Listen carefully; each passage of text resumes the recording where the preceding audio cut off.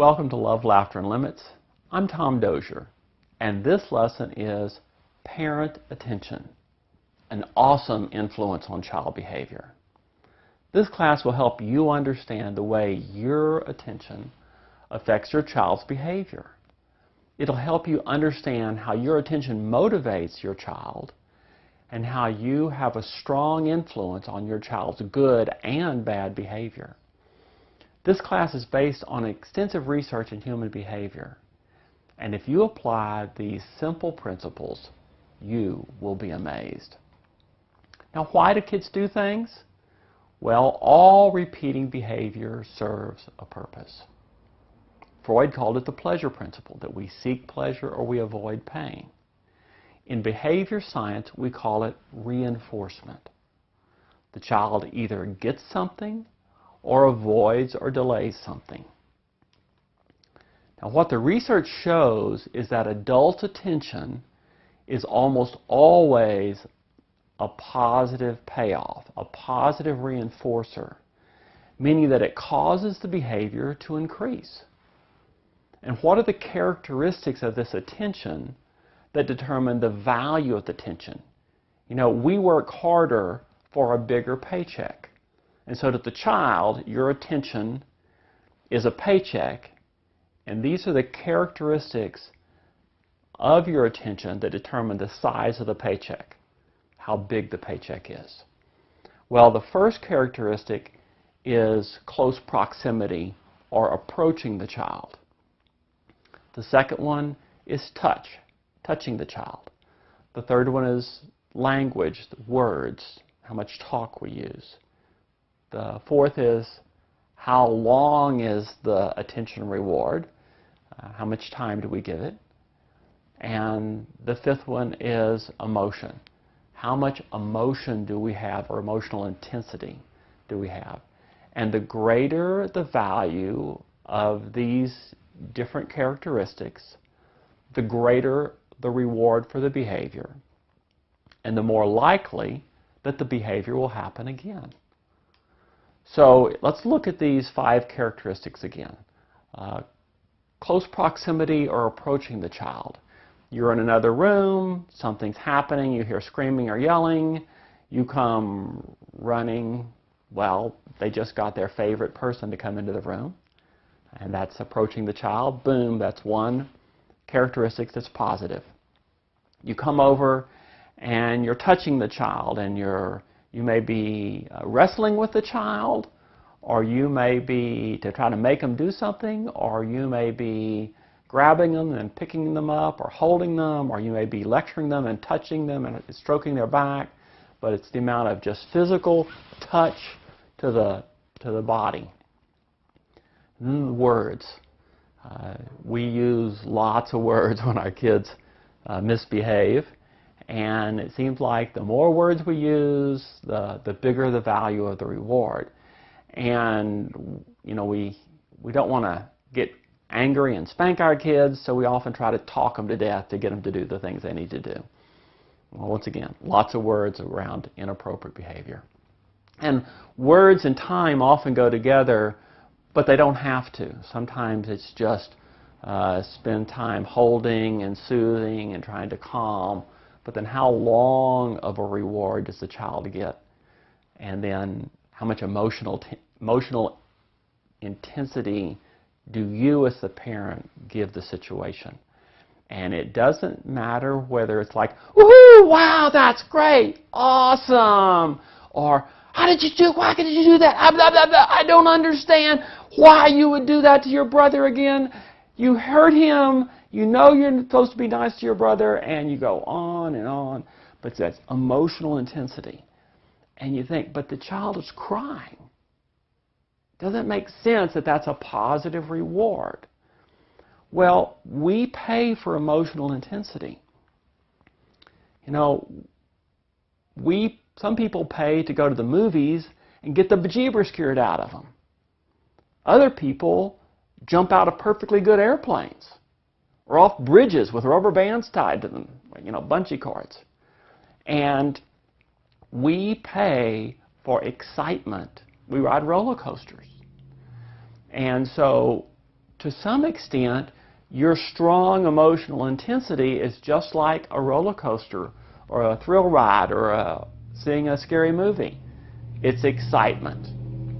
And if your child does something that you don't want, they're fighting with each other, and you come in and you're screaming and you're yelling and you're lecturing and you're grabbing them by the arm and you're talk, and you're all upset, well, it's just like opening up your wallet and saying, what an act, let me give you a $20 bill for that. And these characteristics are just very predictable in the way we often respond to inappropriate behavior.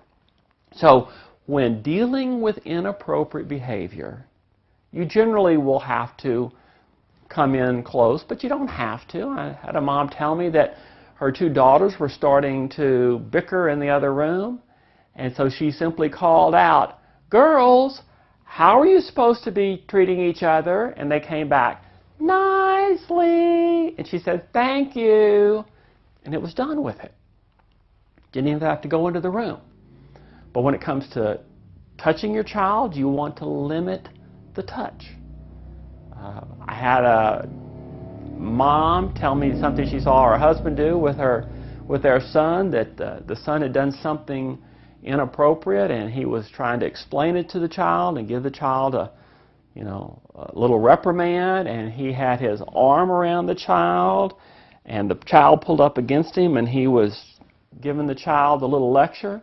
And she said she looked down there, and the boy was just like, he was loving it. He was getting this very connecting experience with Dad, even though Dad was lecturing him and scolding him in the process. Words and time, you want to keep it short and sweet. And when it comes to the emotion, stay calm.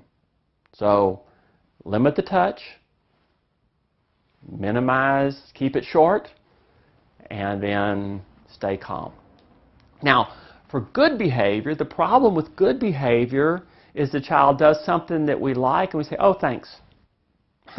That's really, low-level attention. At the time that's appropriate, but we need to look at the age of the child and give an age-appropriate, strong attention for sometimes for the things that we want and we like. Not all the time, but you come in and say, "Oh, kids, thank you, son," pat them on the back, talk to them, say, "Thank you so much for getting started on your homework right away. I love it."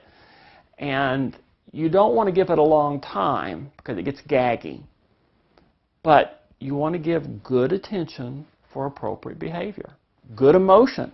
We'll often just say, "Oh, kids, thanks," or we just ignore it completely. Now, when you're giving this negative attention, what's really happening with your child when you're doing that, when you're giving this negative attention? Well, young children, attention is almost just a positive. All attention is positive. Anything that gets an interaction with mom and dad is a positive. So because it is a positive payoff for a behavior of spitting, hitting, burping at the table, you name it. If some inappropriate behavior, they're getting a positive payoff, then what you get is a predictable escalation of the bad behavior because it's being paid off by a positive reward, a positive reinforcer. And so if it comes to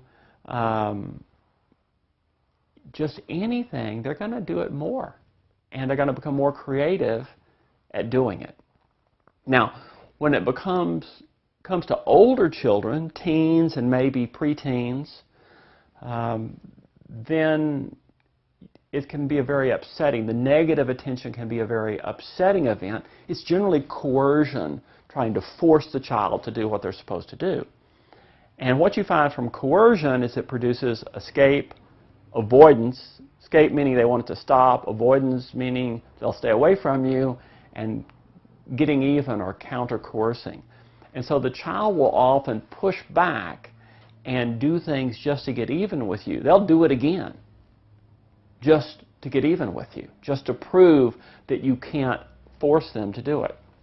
And when the child repeats another bad behavior, then it often escalates because you, the parent, are even more infuriated, and you respond strongly, and it just gets this building escalation of problem behavior, parental response, bad behavior, parental response.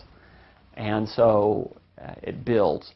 So in the two cases of young children and teens, there's a different behavioral mechanism at play, but you get the same result, that you get more of the behavior that you give your attention to.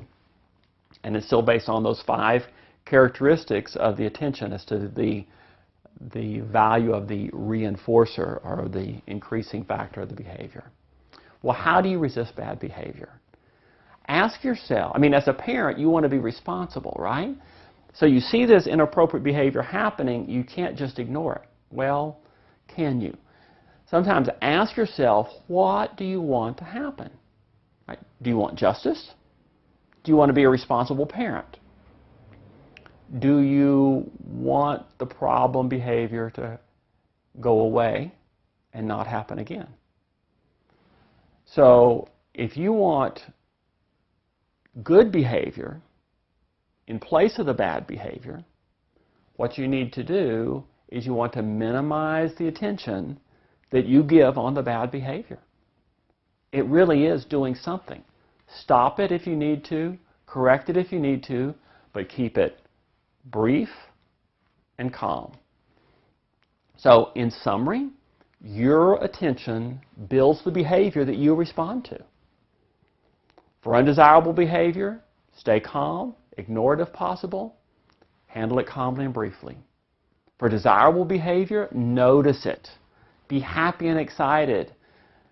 Give it a variety of responses. Say something. Touch your kids. But still, we want to keep it short and sweet. So thank you for watching Parent Attention, an awesome influence on child behavior.